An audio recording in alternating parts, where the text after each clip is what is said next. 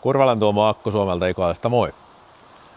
Tehdään lyhyt esittelyvideo vaihtokoneesta Valtra N141 Advance. Kone on tosiaan 2007 vuosimallia ja ajettu on noin 6700 tuntia. Rengastuksena täältä löytyy takaa PKT 18.438, edestä Continentalin 14.928. Renkaat rupeaa olemaan niin takana kuin edessä aikas kuluneet. Pintaa nyt vielä on, mutta kyllä ne pian on vaihtokunnossakin. Tästä löytyy etunostolaite. Siellä on 2 pikaliitinparia ja näyttäisi vapaa paluu olevan tuolla. LED-valot keulassa. Ja täältä löytyy sitten päävirtakatkaisija tuolta.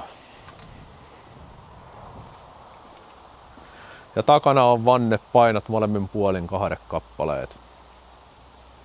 Koneessahan on etuakselissa jouset, ohjaamossa jouset, mutta nopeus on 40 kilsaa tunnissa.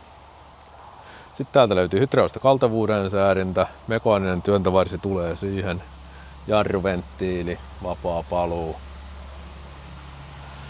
Ja tosiaan 4 sähkölohkoa taakse plus 1 on-off venttiili.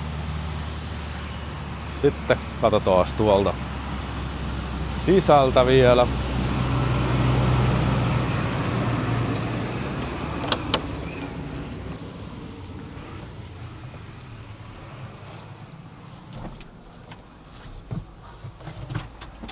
Täältä löytyy 540 ja tonni on voimanottoa, siinä on ryömintää. Ilmastointikin tietenkin löytyy ja taas tosta virrat päälle vielä nähdään tuolta ne tarkat tunnit.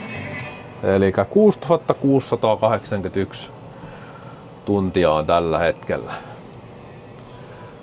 Tämmönen löytyy tosiaan täältä Ikaalisten pisteeltä. Ja jos oot kiinnostunut koneesta, niin oo yhteydessä muuhun taikka lähimpään Akko Suomen myyjää. Kiitos kun katsoit video. Moi!